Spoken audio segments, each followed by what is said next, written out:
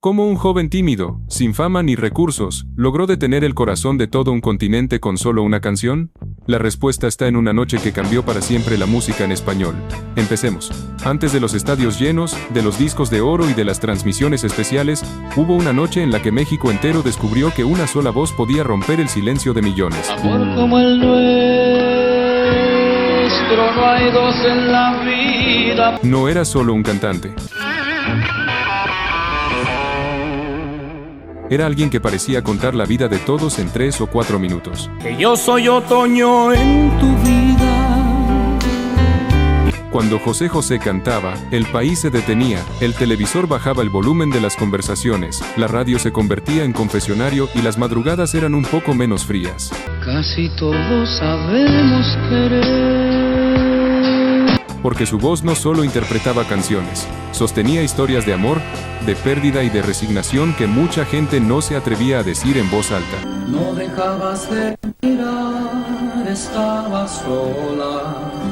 Un caudal vocal que desafiaba su figura. Su nombre de pila era José Rómulo Sosa Ortiz, aunque estaba a punto de ser inmortalizado bajo el seudónimo que resonaría por siempre. He renunciado a ti, definitivamente. José José. Esa velada, al acercarse al micrófono para interpretar El Triste. Qué triste fue decirnos adiós. Nadie pudo anticipar que estaban siendo testigos de un hito trascendental para la música popular en español. Hasta la golondrina emigró. Una ejecución que no solo redefiniría su propia trayectoria, sino que tejería de manera indeleble la fibra emocional de un continente. El viaje comienza el 15 de marzo de 1970, en la Ciudad de México. Esa noche se celebraba el segundo Festival de la Canción Latina, en el Teatro Ferrocarrilero. Saqueando el final.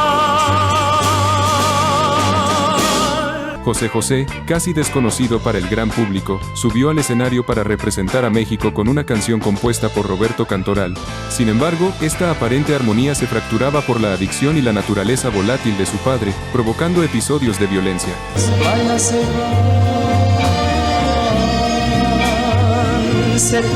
A los 15 años, un quiebre familiar sacudió su mundo. La infidelidad paterna fue descubierta y él abandonó el hogar. Los colores de gris. Con la herida abierta, el joven José halló refugio en el arte sonoro. Comenzó a ganarse el sustento participando en serenatas con un trío, y paralelamente, inició su relación con la bebida, primero como paliativo para el miedo y el frío, luego como una rutina arraigada. Hoy todo es soledad. En 1967, lanzó su primer material discográfico, el cual pasó desapercibido. Pese a la indiferencia inicial, continuó su labor en recintos pequeños y salas de grabación modestas, persistiendo en la antesala de las estaciones de radio. No sé si vuelva a verte después. A las puertas de 1968, sufrió un nuevo golpe, la muerte de su padre debido a cirrosis avanzada. El dolor permaneció, y la música, también. Unos meses antes del impacto masivo de El Triste en el festival, ya se estaba gestando otro pilar de su carrera. Espera, aún la nave del olvido no ha partido. La nave del olvido es una canción escrita por el compositor argentino Dino Ramos. Fue interpretada por primera vez por la venezolana Mirta Pérez en 1969, pero muy pronto José José grabó su propia versión. Condenemos al naufragio lo vivido, por nuestro amor, por nuestro ayer. Que se lanzaría como sencillo ese mismo año y formaría parte de su álbum también titulado La nave del olvido en 1970. Yo te lo pido, espera. José comprendió que la canción reflejaba su propia alma. La asumió con la devoción de un orfebre. Me quedan en mis manos primaveras para colmarte de caricias todas. Trabajando cada matiz con meticulosidad, ajustando la resonancia, cronometrando las inhalaciones y midiendo cada silencio con la precisión de quien ausculta un recuerdo. Nuevas que morirían en mis manos si te fueras. Su objetivo no era la belleza superficial, sino la honestidad brutal. Espera un poco, un poquito más. Espera, aún la nave del olvido no ha partido. Desde la primera línea, queda claro que no se trata de una canción de resignación, sino de súplica. El personaje le pide a la otra persona que no dé por terminado lo que han vivido. Para llevarte mi feliz. Que no condenen al naufragio el pasado compartido. En voz de José José, esa súplica se volvió universal. No hizo falta explicar nada más. Quienes escuchaban entendían perfectamente esa sensación de aferrarse a lo que se está yendo. 1977. Avanzamos algunos años hasta llegar a una etapa en la que José José ya no es solo una promesa, sino una figura consolidada. Sola, completamente.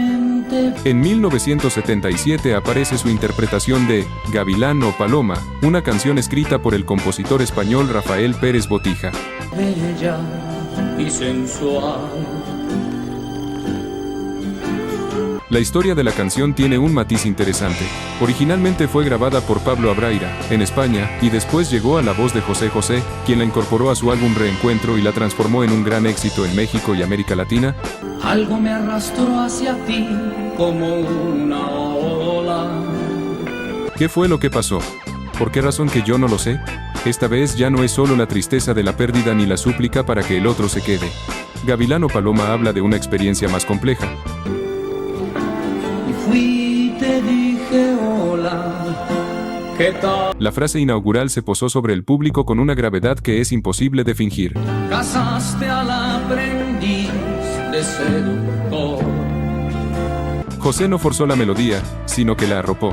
Colocó los tonos altos con la exquisitez de quien deposita un objeto valioso y moduló los graves con la contención de quien susurra en un lugar sagrado. Y me diste de comer sobre tu palma. En el pináculo de la interpretación, el auditorio explotó en una catarsis colectiva. Hubo sollozos, vivas y una ovación interminable. 1978.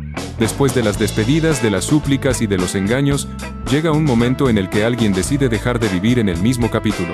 Ya lo pasado, pasado. Ese momento, en la carrera de José José, tiene nombre y fecha: Lo pasado pasado, canción lanzada en 1978, compuesta por Juan Gabriel e incluida en el álbum del mismo nombre. No me interesa. Ya lo pasado pasado no me interesa. La frase, en apariencia sencilla, encierra un giro importante. Después de tanta tristeza cantada, José José se pone en la voz de alguien que decide soltar. Ya me sufrí, lloré. No niega el dolor vivido, si antes sufrí y lloré, pero se rehúsa a seguir atrapado en él. La canción se convirtió rápidamente en uno de sus mayores éxitos. Todo quedó en el ayer. Al punto de ser considerada una de las piezas más representativas de su carrera. La fama llegó como un torrente. Filas en los auditorios, apariciones estelares y portadas que lo aclamaban como la voz que alivia las penas. Ya olvidé, ya olvidé. Su fama se extendió sin necesidad de pasaporte. En Buenos Aires, Santiago y Lima la grabación se repetía incansablemente. Ya olvidé. Mientras el público intentaba descifrar la razón por la que dolía tan hermosamente. Tengo en la vida por quien vivir. Se debatió sobre su técnica, colocación y fraseo, pero la discusión siempre regresaba a la misma pregunta: ¿cuánta verdad había en su canto? Yo no sé qué hacer mi vida para convencerte. A finales de los años 70, José José entra a una fase clave de su carrera con el álbum Reencuentro, lanzado en 1977 bajo el sello Ariola. Pero poco sabemos amar. En este disco, grabado en Londres, trabaja con varios compositores de primer nivel, entre ellos el español Manuel Alejandro, quien se convertiría en uno de sus colaboradores más importantes. Es que amar y querer no es igual, amar es sufrir. De ese álbum sale una de las canciones más emblemáticas de toda su trayectoria, Amar y Querer, también conocida como El Amar y el Querer, escrita por Manuel Alejandro junto a Ana Magdalena. El que ama pretende servir. Casi todos sabemos querer, pero pocos sabemos amar. La canción no solo es una balada romántica, es casi una pequeña tesis sobre el amor. Mira, el que ama su vida la da. Distingue entre querer, entendido como disfrutar del enamoramiento sin demasiado sacrificio, y amar, que implica entrega, servicio y capacidad de sufrir por el otro. Y el que quiere pretende vivir y nunca... La balada romántica dejó de ser un simple entretenimiento de élite para convertirse en una narrativa biográfica compartida. José propuso un arquetipo masculino innovador, caracterizado por la vulnerabilidad y la franqueza, delicado pero potente. El brillo, sin embargo, trajo su propia penumbra. El éxito significó una agenda implacable y el deterioro físico. La prensa magnificó sus debilidades en titulares. Pero, aún con el cuerpo resentido y la voz transformada por el paso de los años, el pacto emocional se mantuvo inalterable. Tras el impacto de lo pasado, otro tema se suma a la lista de canciones que México abrazó para llorar en silencio: Almohada. Por más que se busque, por más que se esconda. La pieza fue escrita por el compositor Jorge Adán Torres Solís y se convirtió en uno de los sencillos más importantes asociados al álbum Lo Pasado, lanzado a finales de 1978. Te quedas callada sin ningún reproche. Quisiera ser un pensamiento que vuelve a ti. Almohada es, en esencia, la radiografía de una noche de insomnio. Todo mi tesoro. A veces regreso. El personaje se queda despierto, abrazado a la almohada, tratando de encontrar consuelo en medio de la ausencia. Te lleno de besos y caricias mustias. La letra recorre la sensación de no poder escapar del recuerdo, aunque se cierre los ojos, aunque se apague la luz. Pero estás dormida, no sientes caricias.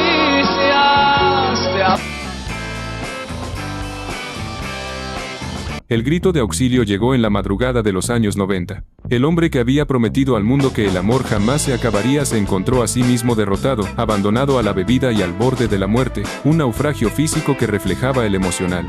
Tras tocar un fondo que no era metafórico, sino de enfermedad grave y desesperación, sus amigos y familia intervinieron.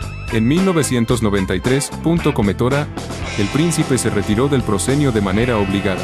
Viajó a la clínica Hazelden en Minnesota, para ingresar a un programa de rehabilitación de 32 días. Este retiro fue más que un tratamiento, fue una tregua en la guerra contra sí mismo. Dejó de beber, logrando la sobriedad que su padre nunca alcanzó, rompiendo así la cadena de dolor familiar. Fue un triunfo silencioso, sin aplausos ni orquestas, pero infinitamente más vital que cualquier disco de platino. Sin embargo, el cuerpo no olvida las facturas. Si la adicción fue controlada, los estragos en el instrumento vocal se hicieron permanentes. La voz, debilitada por años de uso excesivo, de cortisona para abrir la garganta y la agresión del reflujo gastroesofágico y una hernia hiatal, comenzó a desintegrarse. Las cuerdas vocales, antes flexibles y capaces de los agudos sostenidos que asombraron al mundo en 1970, ahora sufrían de rigidez y un escape de aire involuntario, hiatus. Los tonos graves, su marca de identidad, se volvieron más oscuros y menos controlables. La parálisis parcial de un diafragma dañado por la neumonía de 1972, sumado a la enfermedad de Lyme y la diabetes que padeció, significaban que simplemente no había suficiente aire para sostener la melodía. José José se aferró a la esperanza con la misma tenacidad que puso en interpretar El Triste. Se sometió a múltiples tratamientos, terapias y cirugías, luchando en el consultorio del foniatra con la misma intensidad con la que luchó en el escenario. Él creía, y a veces la ciencia le daba un respiro, que era posible recuperar la totalidad de su voz. En sus últimas décadas, José José se transformó en un símbolo viviente. Si ya no podía conmover con la técnica, lo hacía con la presencia y la verdad de su historia. Asistía a los homenajes donde sus éxitos eran cantados por nuevas generaciones que lo adoraban, y él solo atinaba a mover las manos, a aplaudir, a ser la estatua de sí mismo. La escena más conmovedora de esta última etapa fue su aparición pública, donde la gente lo ovacionaba no por lo que podía hacer, sino por lo que había sobrevivido. El público, que en 1970 lo había coronado por su talento, ahora lo abrazaba por su humanidad quebrantada. El pacto emocional se había reescrito, ya no era un pacto con el artista invencible, sino con el hombre que se atrevió a caer y a levantarse, aún sin voz. Al final, José José no perdió su voz por la bebida, perdió su voz por la entrega total y las secuelas físicas que la fama y la autodestrucción le cobraron. Su legado se consolidó en una paradoja eterna. El gran cantante romántico se despidió del mundo en silencio, demostrando que su arte no era solo el sonido, sino la profundidad de la herida que fue capaz de compartir.